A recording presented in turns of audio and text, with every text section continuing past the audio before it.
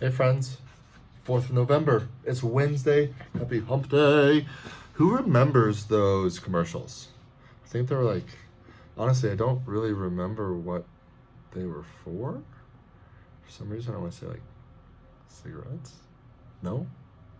If anyone can remember what those commercials were and what they're for with the camel and everything, it said hump day. Shoot me a message because I'm blanking hard right now. But let's get on track now.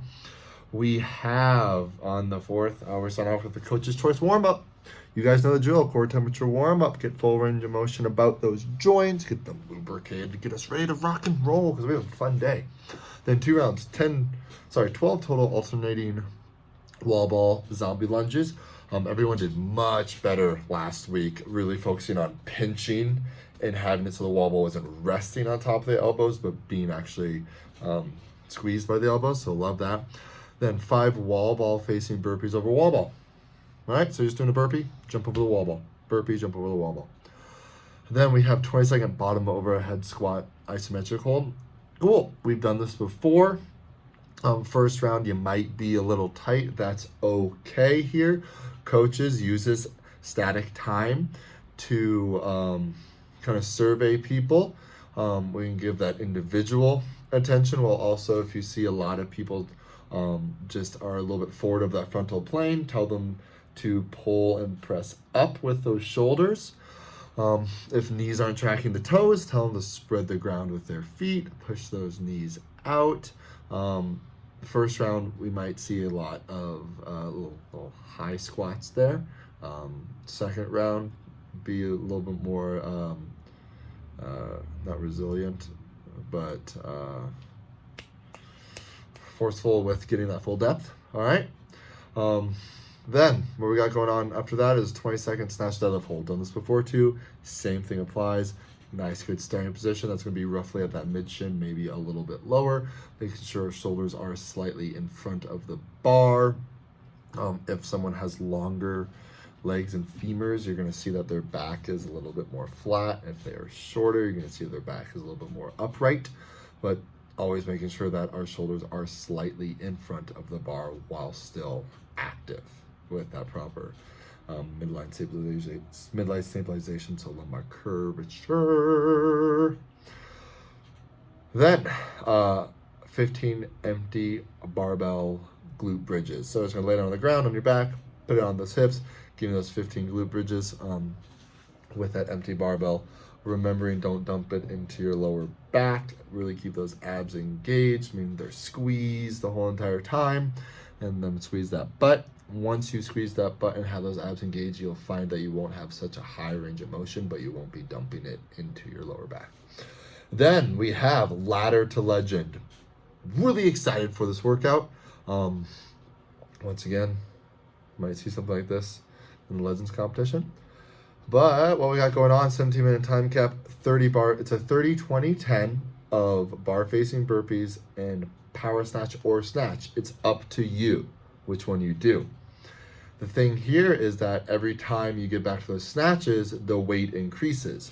So the first 30 are at 75-55, that 20 is at 95-65, and that 10 is at 115-75. I based these numbers off of what we hit with that workout that was muscle ups and power snatches, muscle ups and regular snatches. So that's what I base this off of, this number range. So it's going to be challenging for majority of you, if not all of you. If you're like, man, that weight is pretty light for me, awesome. Have bigger sets that are unbroken. Go faster. All right? That's how I view that. Intensity doesn't always mean increasing load or increasing volume. It's oftentimes the first thing that gets changed. But if you're someone, I'm gonna think of Nick Pacifico. That 115 is super light for you. You can do that all day. Let's see if we can keep fast-paced burpees, my man. Let's see if we can do that. Okay, those burpees 2-foot takeoff. It's okay if we step down, if we step up, that's totally fine, but I want that 2-foot takeoff, and we are facing them the whole entire time. We are looking at that set of 30, that 75, 50, 50, 55 should be a light weight. You could do 20 reps in a row if you wanted to. Not a good idea.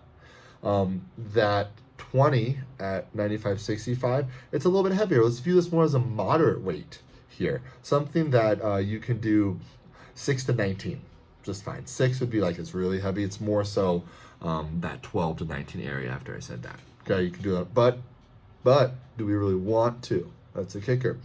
Then those 10 at 150 and 75 should be a weight that you are not able to do this unbroken. All right, so it's kind of heavy. It's moderate to slightly heavy. Maybe because of the fact we've done so much work beforehand, you're doing singles here, but they're quick singles, like one every 10 seconds, one every 6 seconds, something like that. Okay. With that being said, if you are going to do singles in that 20 or in that 10, we want to make sure that if the class is really, really large, you're not just dropping it from the top and just letting it fucking go. If you do drop it from the top, I'm okay with it, but kind of guide it down. Make sure it doesn't go everywhere. So once again, this is burpee density and volume accumulation, along with the same thing with snatches, while increasing the load as we get more tired. Love you guys. This is a fun one. I think my coffee's kicking in. Love you. Bye.